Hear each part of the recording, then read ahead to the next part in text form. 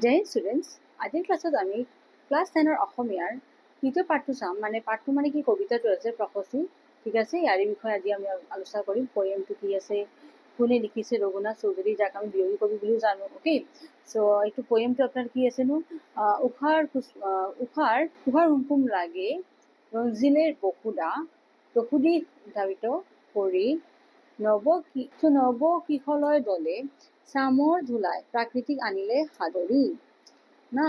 কবি চিত্তহাৰী য'ত ফুল্ল কুসুমৰ, কুসুম আপোনাৰ ফুলৰ কথা কৈছে, আনন্দত প্ৰাণ টলমল নহয়, মন্দিৰৰ উপকৃত ৰবাব ফুলেও দিছে যাচি প্ৰেম পৰিমল নহয়। এইটো পয়েম আপোনাৰ ৰঘুনাথ চৌধুৰী বহুত ধুনীয়াকৈ লিখিছে। পয়েমটো পঢ়িলে বহুত ভাল লাগিব, হয়নে? উঠে তৰু শিৰে শিৰে বন বিহংগৰ, ছন্দ ভৰা সুমধুৰ তান, জলস্থল অন্তৰিক্ষ সকলোতে যেন দেৱতাৰ মহা অভিযান, কৰি দীৰ্ণ জৰাজীৰ্ণ পুঞ্জীভূত ক্লেশ, শেষ হ'ল মহাকাল ৰাত্ৰি, উঠা হে ঋতিক ধ্যানী অমৃতৰ পুত্ৰ, উঠা যত মুক্তি পথ যাত্ৰী, মোহন কৃষক বেণু অনাহক ছন্দে, গায় মহামহিমৰ গান, মুখ তন্দ্ৰালক তেজি উঠা ভক্তবৃন্দ, সুন্দৰৰ কৰা ৰূপ ধ্যান। ফুলৰ বিষয়ে কৈছে, ভগৱানৰ বিষয়ে কৈছে, কেনেকৈ আমি ফুল চুল ভগৱানক দি পেলাই গীতা পাঠ কৰোঁ, ধুনীয়া লাগে। পয়েমটো শুনি বহুত ভাল লাগিছে। অ'কে, ইয়াত আপোনাৰ নেক্সট আপোনাৰ কবিৰ পৰিচয়টো দিয়া আছে আমাৰ ৰঘুনাথ চৌধুৰী, যাক আমি বিৰহী কবি বুলি জানো। তেওঁ এইখিনি লিখাবিলাক ৰচনাবিলাক আছে, ঠিক আছে। আৰু পয়েমৰ মিনিং গোটেইখিনি ইয়াতে দিয়া আছে, ভালকৈ চাব। ইয়াৰ পৰা আপোনাৰ ৱাৰ্ড মিনিংছ কুৱেশ্যনত আহি যায় পৰীক্ষাত, ঠিক আছে। তাৰ তলত আহি যাব কুৱেশ্যন আনচাৰ। প্ৰথমতে দিছে ৰঘুনাথ চৌধুৰী কি কবি বুলি জনা যায়। অ'কে, অলপ আগতে মই কৈছিলোঁ বিৰহী কবি বুলি জনা যায়। ৰঘুনাথ চৌধুৰীক ইয়াতে এটা ওপৰত দি দিব যে ৰঘুনাথ চৌধুৰী, ঠিক আছে, ৰঘুনাথ চৌধুৰীক বিৰহী কবি বুলি জনা যায়, ঠিক আছে। নেক্সট আপোনাৰ কুৱেশ্যনটো আছে খ নম্বৰ 2, ৰঘুনাথ চৌধুৰীৰ কবিতা পুথি দুখনৰ নাম লিখা। এটা আছে সাদৰী, 1910 লিখিছিল, আৰু কেতেকী 1918 চনত লিখিছিল, ঠিক আছে। নেক্সট প্ৰশ্নটো আছে প্ৰকৃতিক কোনে সাদৰী আনিলে বুলি কবিয়ে কৈছে। চ' প্ৰকৃতিক নৱ কিশলয় দলে নহয়, অৰ্থাৎ গছৰ কুঁহিপাত যে থাকে গজালি, কুঁহে সাদৰী আনিলে বুলি কবিয়ে কৈছে, ঠিক আছে। তাৰপিছত আছে মন্দিৰৰ উপেক্ষিত কি ফুলে প্ৰেম পৰিমল যচা বুলি কবিয়ে কৈছে। চ' মন্দিৰৰ উপেক্ষিত ৰবাব ফুলে প্ৰেম পৰিমল যচা বুলি কবিয়ে কৈছে, ঠিক আছে। তাৰ 4 নম্বৰটো আছে যে জল স্থল আৰু ক'ত দেৱতাৰ মহা অভিযান চলিছে। চতুৰ্থটো হ'ব জল স্থল আৰু অন্তৰীক্ষত, ঠিক আছে, দেৱতাৰ মহা অভিযান চলিছে, ঠিক আছে। নেক্সট আপোনাৰ প্ৰশ্ন 6টো আছে, প্ৰথম 6টো যে মহামহিমৰ গান কিহে গায় বুলি কবিয়ে কৈছে। চ' মুক্তি পথ যাত্ৰীয়ে, ঠিক আছে, কোনে মুক্তি পথ যাত্ৰীয়ে মহামহিমৰ গান গায় বুলি কবিয়ে কৈছে, ঠিক আছে। নেক্সট প্ৰশ্নটো চাবচোন, কবিতাটোত কবিয়ে প্ৰকৃতিৰ কি বস্তু আনিছে লিখা। চ' কবিতাটোত কবিয়ে প্ৰকৃতিৰ অন্তৰিক্ষ নাইবা আকাশ, সূৰ্য, জল, মাটি, গছ বনৰ কুঁহিপাত গজালি, কৌশল, চৰাই চিৰিকটি আদি বস্তুৰ কথাটো উল্লেখ কৰিছে, ঠিক আছে। নেক্সট আপোনাৰ কুৱেশ্যনটো আছে 3 নম্বৰটো, কবিতাটোত কবিয়ে কিয় আৰু কাৰ প্ৰশস্তি কৰিছে। চ' আনচাৰটো চাই দিয়া। কবিতাটো কবিয়ে প্ৰকৃতিৰ সৌন্দৰ্য বৰ্ণনাৰ মাজেৰে সুন্দৰ প্ৰশস্তি বা আৰাধনা কৰিছে। কিয়নো ইয়াতে কাৰণ দিব পাৰে, কাৰণ আপোনাৰ প্ৰকৃতিৰ সন্মোহিনী সুদাৰ মাজত কবিয়ে বাৰে বাৰে নেদেখা জনৰ অস্তিত্ব দেখিবলৈ পাইছে। প্ৰকৃতিৰ ৰূপ আৰাধনাৰ আঁৰত কবিতাটোত ঈশ্বৰ ভক্তিৰ স্বৰূপ সোমাই আছে। নেক্সট আপোনাৰ 4 নম্বৰটো চাবচোন, কবিতাটোত প্ৰকৃতি সুদাৰ মাজত কিদৰে সুন্দৰৰ সাধনা লুকাই আছে, বিৱৰি লিখা। চ' এতিয়া 4 নম্বৰটো চাম, প্ৰকৃতিৰ ৰূপ আৰাধনাৰ আঁৰত কবি ৰঘুনাথ চৌধুৰীৰ প্ৰশস্তি কবিতাটোত ঈশ্বৰ ভক্তিৰ স্বৰূপ সোমাই আছে। প্ৰকৃতি সন্মোহিনী সুদাৰ মাজত কবিয়ে বাৰে বাৰে নেদেখা জনৰ অস্তিত্ব দেখিবলৈ পাইছে। আৰু কাল ৰাতিৰ অন্তত যিদৰে পুৱাৰ সূৰ্যই পোহৰৰ, চ' কাল ৰাতিৰ অন্তত যিদৰে পুৱাৰ সূৰ্যৰে পোহৰ সময় কঢ়িয়াই আনি সৰ্বত্ৰতে বিলাই দিয়ে নহয়। জলস্থল আনকি অন্তৰীক্ষও জিলিকি উঠে। তো যে পোহৰটো আছে আনকি অন্তৰীক্ষ মানে কি জিলিকি যায় হা। সেইদৰে গছ বন ফুল হলেও যেন আনন্দত আত্মহাৰা হৈ পৰিছে। চৰাই চিৰিকটি আদিও সকলোতে দেৱতাৰ সন্ধান কৰিছে।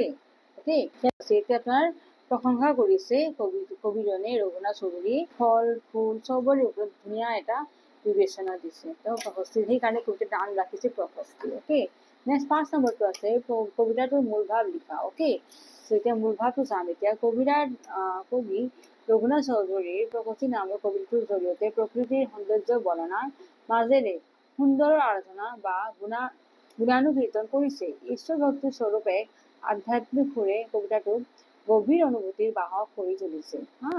প্ৰকৃতিৰ ৰূপ আৰাধনাৰ আঁৰত কবিতাত ঈশ্বৰ ভক্তিৰ স্বৰূপ সোমাই আছে।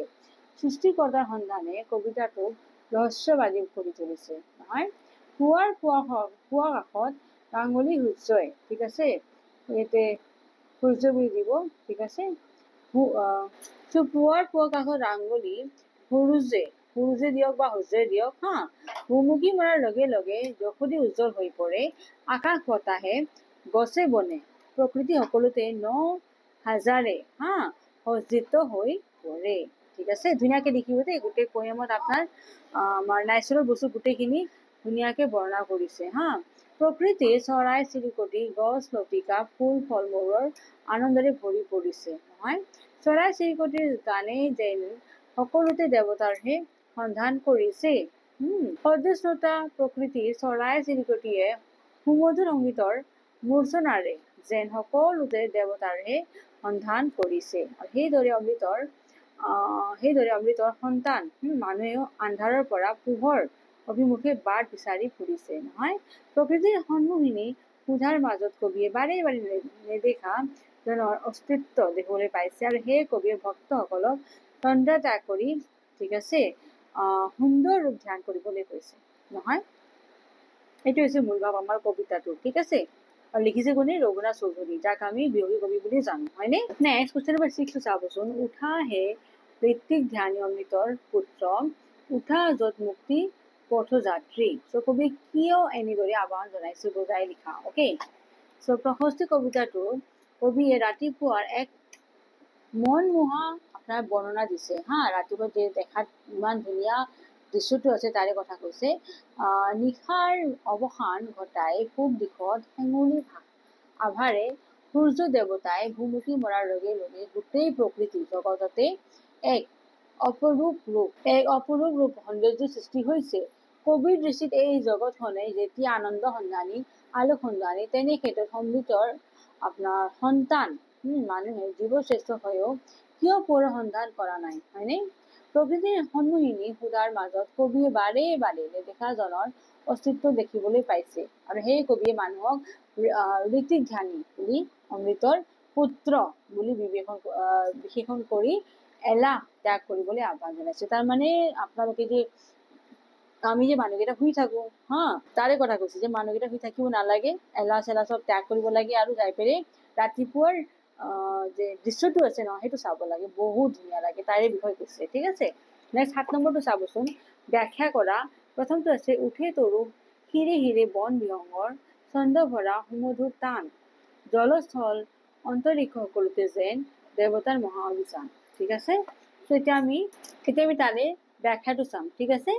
উদ্ধৃত কবিতা ফাঁকি বিয়োগী কবি ৰঘুনাথ চৌধুৰী দেৱৰ ৰচিত প্ৰশস্তি নামৰ কবিতাৰ অন্তৰ্গত হয়। কবিতা ফাঁকিৰ জৰিয়তে কবিয়ে পুৱা ৰাঙলী সূৰ্যৰ বুলি কওক হা, তাৰে আভাই জল থল আকাশ তথা প্ৰকৃতিৰ জগতত কিদৰে আনন্দ আৰু উৎসৱ মুখৰ পৰিৱেশৰ সৃষ্টি কৰিছে তাকে বুজাব বিচাৰিছে কবিজনে হা। পুৱা কাষৰ সূৰুজে কাল ৰাতিৰ অন্ধকাৰ নাশ কৰি প্ৰকৃতি উজ্বলাই তোলে হা। বনৰ চৰাই চিৰিকটিৰ গানে গছ লতিকাৰ হিৰে হিৰে সুমধুৰ গীতৰ ৰগিনী ঢালি দিছে। মন প্ৰাণ হৰি পুলকিত কৰি চৌদিশে ফুলি থকা ফুলবোৰৰ প্ৰাণ আনন্দতে তলমল হৈ পৰিছে হা। সমগ্ৰ পৃথিৱীৰ লগতে জল থল আকাশ আদিত সুন্দৰতাৰ জয়গান বাজি উঠিছে নহয়। কবিৰ কল্পনাত সমগ্ৰ পৃথিৱীয়ে যেন আনন্দত মতলীয়া হৈ নতুন সাজেৰে সজ্জিত হৈ এক উৎসৱমুখৰ পৰিৱেশৰ সৃষ্টি কৰিছে। প্ৰকৃতিৰ এই বিনন্দীয়া ৰূপে স্বৰ্গমৰ্ত্যৰ প্ৰভেদ নোহোৱা কৰিলে, হয়নে? আৰু সকলোতে যেন দেৱতাৰ কাণে কাণে মুক্তিপথ তথা সুন্দৰতাৰ মহা অভিযানৰ বাতৰিহে যোগাল। ঠিক আছে, ধুনীয়াকে লিখিব দেই, বহুত ধুনীয়াকে মই দিছো আপোনাৰ ব্যাখ্যা কৰাটো এজ ইট ইজ এনেকে ধুনীয়াকে লিখিব হা। নেক্সট আপোনাৰ 7 নম্বৰ কুৱেশ্যনৰ খটো চাব।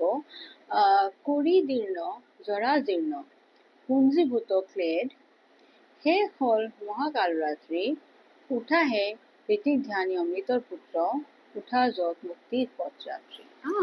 তেতিয়া আমি এইটো ব্যাখ্যা কৰিব দিছে। উন্নীত কাব্যাংশ কবি ৰঘুনাথ আপোনাৰ চৌধুৰী দেৱৰ ৰচিত কবিতা প্ৰকাশিত কৰাৰ তুলিতে আহিছে। কবি উক্ত কাব্যাংশৰ জড়িত কৰাত্ৰিৰ অন্ধকাৰ নাশ কৰি পোৱাৰ সূৰ্যৰ কঢ়িয়াই অনা সুন্দৰ। কবি উক্ত কাব্যাংশৰ জৰিয়তে কি কৰিছেনো? কাল ৰাতিৰ অন্ধকাৰ নাশ কৰি পুৱাৰ সূৰ্যৰ কঢ়িয়াই অনা সুন্দৰতাৰ অভিযানত কি কৰিছে? অমৃতৰ সন্তান মানুহক জড়িত কৰিবলৈ প্ৰচেষ্টা কৰিছে। ঠিক আছে, নিশা মানে আন্ধাৰ আৰু সেই আন্ধাৰে হ'ল প্ৰতীকী অৰ্থত নানা দুৰ্যন্ত্ৰণাৰে ভৰা ক্ষণ। এনে ৰাতিৰ অন্ধকাৰক অৱসান ঘটাই পুৱা কালত আপোনাৰ কি হয়নো? হেঙুলি আভাৰে সূৰ্য দেৱতাই ভুমুকি মৰাৰ লগে লগে গোটেই পৃথিৱী মানে পৃথিৱী হওক বা প্ৰকৃতি জগততে এক অনুৰূপ সৌন্দৰ্যৰ সৃষ্টি হয়। কবিৰ দৃষ্টিত এই জগতখনে যেতিয়া আনন্দ সন্ধানী বা আলো সন্ধানী বা তেনে ক্ষেত্ৰত অমৃত সন্ধান মানুহে জীৱশ্ৰেষ্ঠ হৈও কিয় পোহৰৰ সন্ধান কৰিব বিচৰা নাই নহয়? প্ৰকৃতিৰ সন্মুখীন সুধাৰ মাজত কবিয়ে বাৰে বাৰে নেদেখা জনৰ অস্তিত্ব দেখিবলৈ পাইছে। আৰু সেই কবিয়ে মানুহক ঋতিক ধ্যানী অমৃতৰ পুত্ৰ বুলি বিশেষণ কৰি এলাহ ত্যাগ কৰিবলৈ আহ্বান জনাইছে। অকে, ধুনীয়াকে লিখিব দেই আপোনালোকে। মই গোটেইখিনি ব্যাখ্যাবিলাকো বহুত ধুনীয়াকে দিছো।